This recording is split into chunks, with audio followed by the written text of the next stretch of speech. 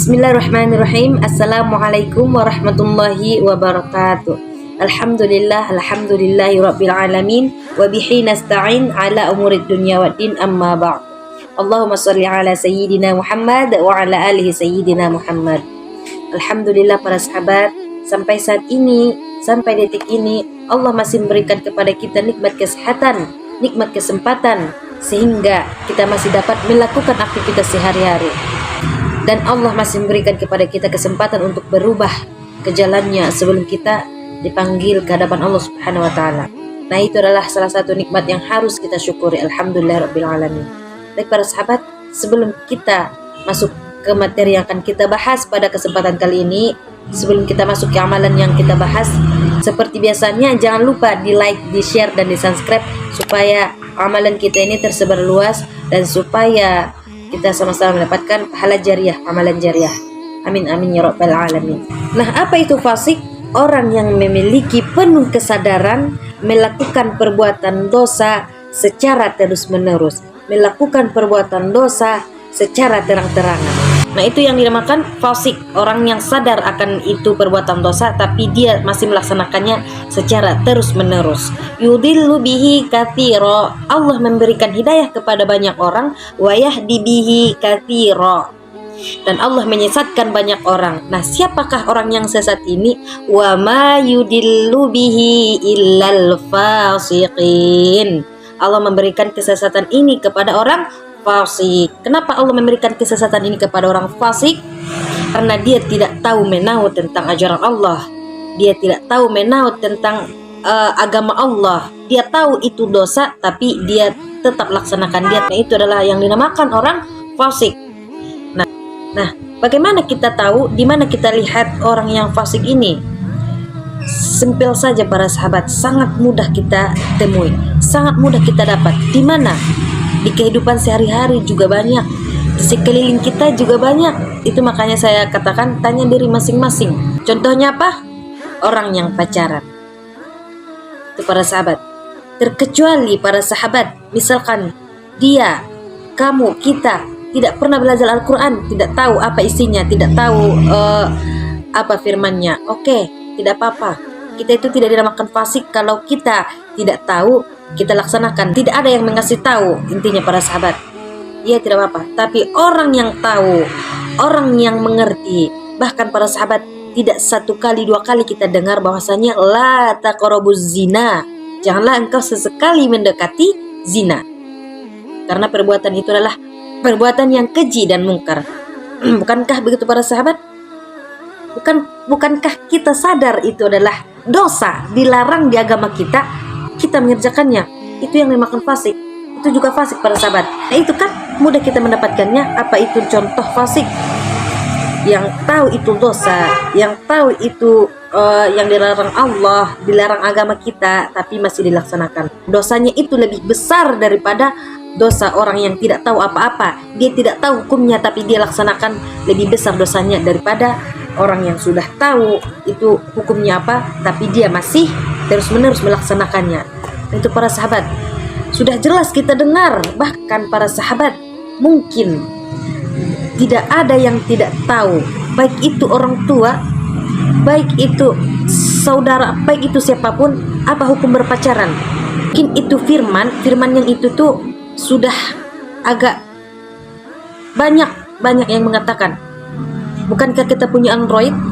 Bukankah kita sering scroll TikTok? Pasti banyak keluar apa hukum pacaran. Tapi apa?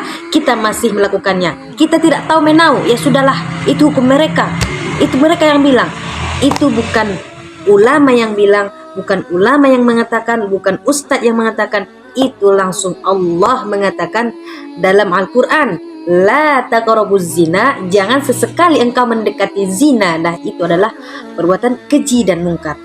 Nah, kurang jelas apa lagi para sahabat? Kita tengok dalam Al-Quran surah Al-Isra, sudah jelas, tapi kita masih melaksanakannya. Nah, inilah orang yang fasik, yang dosanya yang sangat besar daripada dosa orang yang tidak tahu dia melaksanakannya. Itu para sahabat. Nah, zina ini seperti apa, Kak? Zina itu para sahabat bukan hanya tentang soal dia sudah jadi pacar saya, bukan. Zina itu adalah termasuk zina mata, zina telinga, zina bibir, zina tangan. Zina mata yang melihat kepandangan yang tidak baik, zina telinga yang sering teleponan kepada yang bukan mahram tanpa ada keperluan. Assalamualaikum akhi, udah makan akhi, udah sholat belum? Aku mencintai akhi karena Allah.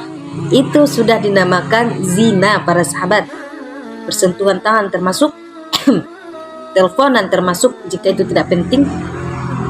Halo akhi. Iya akhi, aku juga mencintai akhi. Iya. Besoknya nggak jadi nikah, gimana?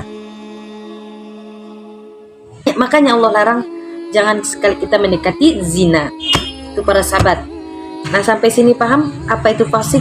Fasik itu orang yang tahu itu dosa, orang yang tahu itu larangan Allah, tapi masih terus-menerus melaksanakannya secara terang-terangan. Nah, itu para sahabat. Bagi orang fasik ini, ketika nanti di akhirat, ketika ingin dihisab, ketika ingin naik ke langit, Nabi tidak akan membuka pintu. Itu masih yang pertama, pintu yang pertama, langit yang pertama, Nabi tidak akan membukanya. Kenapa dia? Ada apa dengan dia selama hidup? Kenapa baunya lebih bau dari bangkai? Dia adalah orang yang fasik. Itu para sahabat, Nabi tidak akan membuka pintunya karena dia bertanya, kenapa ini baunya sangat menyengat, lebih bau dari baunya bangkai. Nah, apa jawabannya? Dialah orang yang fasik, yang tahu itu dosa tapi terus menerus menjalankannya. Nah, itu para sahabat, mulai sekarang ubah diri, jauhkan itu.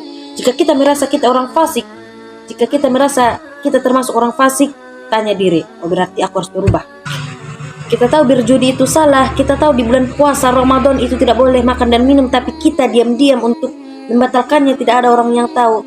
Allah itu maha tahu, Allah tahu itu para sahabat. Nah, ketika kita sadar akan itu, tahu itu dosa, supaya kita tidak termasuk orang fasik, mari kita ubah para sahabat. Apa yang dilarang Allah kita jangan kerjakan, apa yang disuruh Allah kerjakan, supaya kita tidak termasuk orang yang fasik. Nah, orang yang fasik ini Allah memberikan kepada dia kenikmatan dalam hidup. Tidak sholat, tidak mengerjakan sholat 5 waktu, tidak puasa di bulan Ramadan, tidak menunaikan zakat, tidak menunaikan semuanya yang diperintahkan Allah, dia tidak mengerjakannya, tapi dia terus lancar rezekinya. Dia mempunyai nikmat yang sangat nikmat di dunia.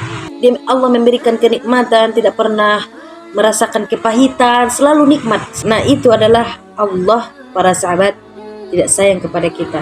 Kita itu fasik. Allah membiarkan kita menikmati dunia, Allah membiarkan kita menikmati harta. Seharusnya itu kita sedih para sahabat. Kita tidak sholat, kita tidak bersedekah, kita tidak semuanya, tapi mendapatkan rezeki dari mana? Berarti Allah membiarkan kita. Allah tidak sayang kepada kita.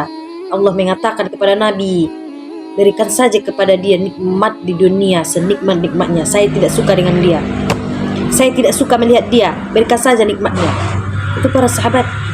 Jadi jangan berkecil hati untuk kita yang selalu diberi cobaan. Nah, itu karena Allah sayang para sahabat. Begitu, mari kita tanya diri masing-masing, apakah kita termasuk orang yang fasik atau tidak. Itu para sahabat. Mungkin sampai di sini pembahasan kita, mudah-mudahan bermanfaat. Mudah-mudahan kita selalu dilindungi Allah Subhanahu wa taala, dirahmati Allah Subhanahu wa taala. Mungkin sampai di sini, apabila saya menjelaskan itu kurang jelas ataupun kurang mengerti, saya meminta maaf karena kita sama-sama belajar para sahabat. Wabillahi taufiq wal hidayah. Assalamualaikum warahmatullahi wabarakatuh.